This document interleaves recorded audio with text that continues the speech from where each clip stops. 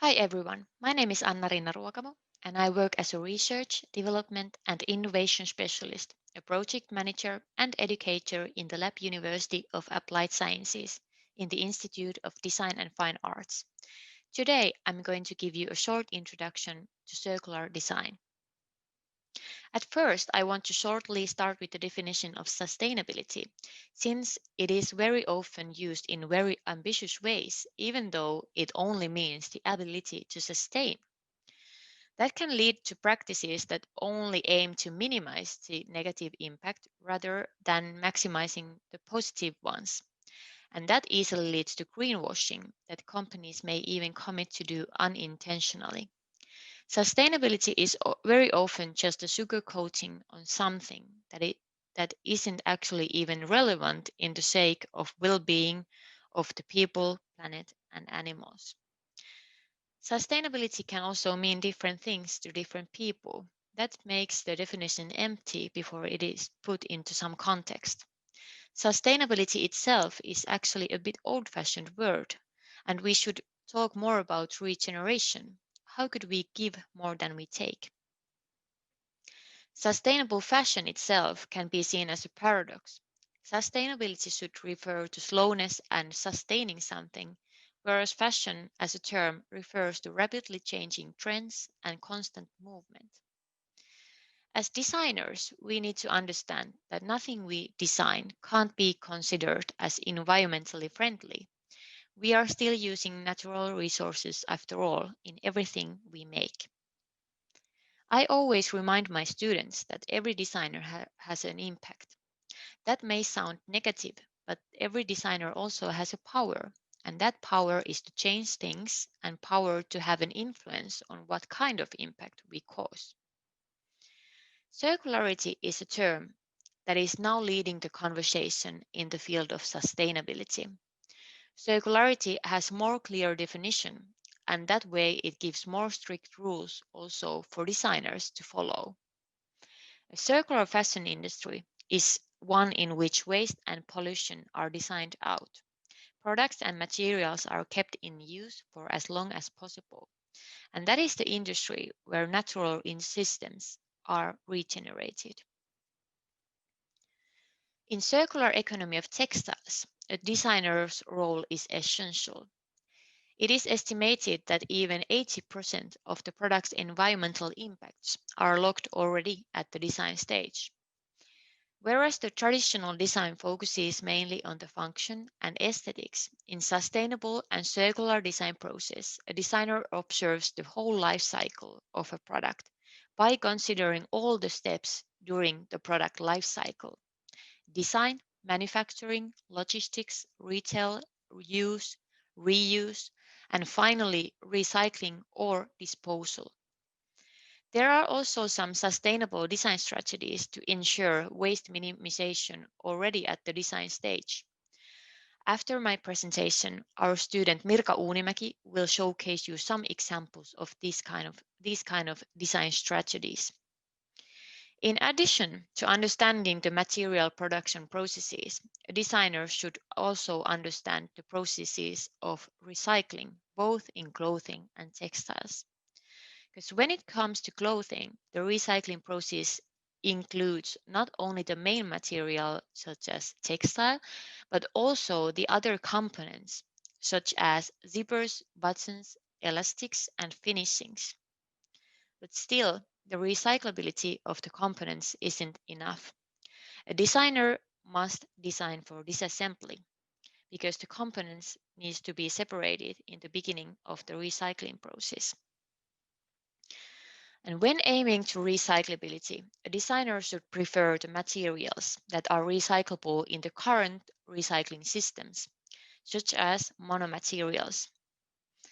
We are often talking about sustainability and circularity, and from both of those point of views, the material choice is successful only when it serves the use of the product, and finally when the reuse, recycling, or remanufacturing opportunities have realistic perspective in the present or at least in the future. But monomaterial strategy alone is still too weak starting point when we are talking about holistic circular design, since a designer must still consider the clothing's use over the other aspects. A designer must primarily design for real need and for use, and those aspects are the most relevant in circular design. It has been estimated that the greenhouse gases of the clothing industry would decrease even 40% if the clothes were worn 2 times longer than they nowadays are. Today's economies are primarily based on a linear model, and so is the design process linear as well. The traditional linear operating model, resources are extracted from the planet, turned into products, and then thrown away when no longer required. There may be some reuse and recycling on the way, but after all, it is still a formula called take, make, and waste. In circular design, it is a systemic process in which the designer has more power and responsibility to influence the entire process than in the linear model. In circular design process, the design is in the center, as you can see in this figure. Circular design means that products and services are designed by minimizing the negative and maximizing the positive impacts throughout their whole life cycle. The products are designed so that the resources circulate. And what a designer needs to understand in a circular design process is the consumer habits. In current system, our consumption is led by emotions that can confuse our desires and real needs. As consumers, we rarely really need something new, but we desire a lot. We even have this definition of must-haves, commonly used in fashion magazines. Paradoxically, that underlines the fact that we are strongly just needing to desire new items to update or change our styles continuously. So, designers should understand these consumption habits to be able to create change through design.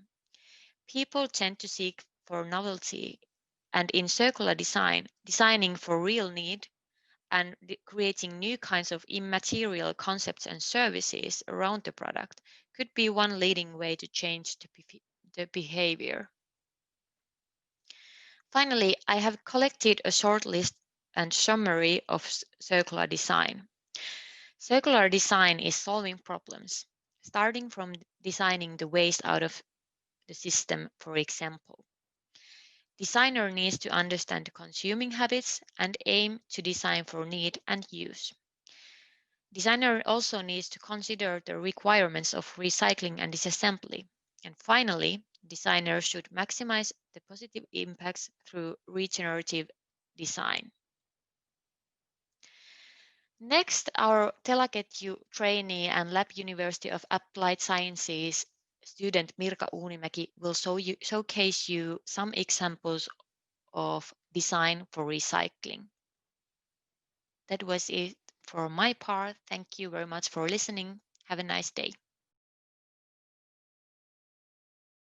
Hi, my name is Mirka Uunimäki, and I'm a student at Lab University of Applied Sciences in Lahti. I'm studying wearable design, or if you may prefer it, fashion design. And there, I'm focusing on sustainability and circularity in fashion industry. Currently, I'm trainee at Telaketju, and my main task is to be part of the designer's guideline info book for sustainable design. And today I'm talking to you about monomaterial design and how to use it to make fully recyclable product. In this presentation, I'm showing you my design Ion jacket, which is zero waste design quilted jacket made to be fully recyclable using monomaterial design and an ultrasonic sewing machine. But all of those methods I'm going to introduce you through this presentation, so let's start. So, First, I'm going to tell you what I mean when I talk about zero waste design. You may find it a lot, but even 15% of fabric becomes cutting waste in industry phase. Those end up usually as mixed waste or downcycled, for example, as insulation. Zero waste design in fashion, what we mean about that is designing the pattern in the way that leaves no cutting waste behind, so no fabric is left unused. On the right, you can see one of my zero waste design patterns. It's actually also a jacket, but different one that I'm presenting you today. As you can see, all of the pieces are used for the final product and no cutting waste is left. As designing process itself, we try to be as low waste as possible, for example, from pattern paper to yarn. So here is the product itself, the Ion jacket. On the right, you can see flats. The jacket was designed for winter athletes to wear before and after performance to keep them warm and dry. There were also perfect pieces left from the jacket pattern to make a bag, to carry sport equipments or the jacket itself, so I made that too. Jacket is open on the side, so it can be worn as a cape or as a jacket, depending how you prefer it. So then let's talk about monomaterial design. If we want to design recyclable products in today's needs, one of the best ways to make them 100% monomaterial. In this jacket, I used 100% polyester fabric in the lining and the shell, and insulation is also 100% polyester as well as the buttons. So recycling this jacket doesn't need disassembling. And actually, the small details, example, the buttons are the hardest part because usually plastic, what we use in buttons, are mixed and they don't tell you what kind of blend they are. And that can affect the melting temperature or chemical distillation in recycling process. So the buttons have to be also 100% polyester to make sure we can recycle jacket as one, the ways that we have today. So here you can see design and the pattern itself, zero waste pattern. For the jacket and the back, I used 4.4 meter of fabric, which means 2 times this pattern. And here I also listed some pros and cons of zero waste design. So as I already told you, by using the zero waste pattern making method, we cut fabric waste away. And also what I love about zero waste design, that we end up with amazing new shapes when normal methods of dressmaking are not used. But there are still problems that for example, we still have to understand that it's not easily adjustable for mass production because the pattern is designed by knowing fabrics wide, which can vary in industry. And also because of the same problems, sizing and grading is almost impossible with this method. So it's usually used by one of the kind pieces or one-sized pieces. But yeah, so ultrasonic sewing. To make the product more monomaterial, I end up using an ultrasonic sewing machine. It's a large machine, which reminds me a little bit about regular sewing machine, but instead of needle, it has a horn that melts fabric together. It doesn't need any yarn, but material needs to be 100% synthetic or be the blend with at least 60% of synthetic fibers. And in my experience, the polyester was the best quality. And I recommend to use 100% synthetic fibers in this kind of sewing technique. So here are some tests I made. On the right, there are the first ones I made, and those ended me with the solution to use the black one in the middle, which was 100% polyester. And I choose it because it bonded with the finest seams, in my opinion. It has coating, but it didn't make any difference in pros. Those gray ones are actually polyamide, and they melt a little bit differently, but also work nicely. But I choose the polyester because of its easy recyclability and because of the seams were more better quality than the polyamide ones. And on the left is the close-up from the final jacket. As you can see, the seams are a little bit heavier than they would normally be, but they also have this beautiful shine on them. And I actually really end up liking it a lot in this design. So the use phase. If we are talking about product recycling, we cannot forget the main part of the pros, which is the user. Users are unfortunately still today mostly responsible for recycling product, and most of the time they don't have enough information to how to do it right. So I think a designer has a big responsibility to help them with it. Designer has to design ways to keep info of products material and hopefully also taking care info included with the product so the customer doesn't cut it away. Example, if we have those tags that we usually cut away. For example, I have material info printed on this jacket's lining.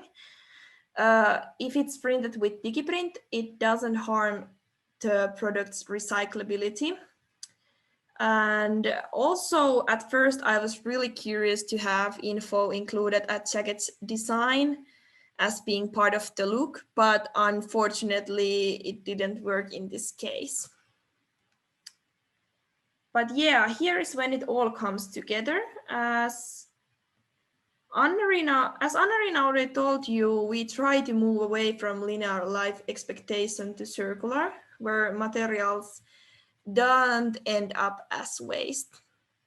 But as always, we start from material and end up at new product.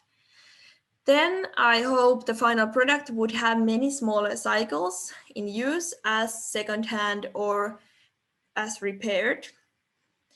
But after it would be no good for any repairing and it has lost its original purpose, it would normally go to mixed waste and or burn to be an energy. But I find that a huge loss of energy and material which has gone with the product. So instead of like talking about end of life, in circular design we say end of use.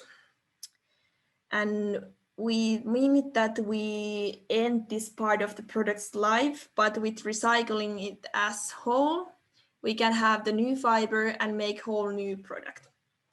So this way, in theory, the polyester used in the jacket can go these kind of cycles infinitely.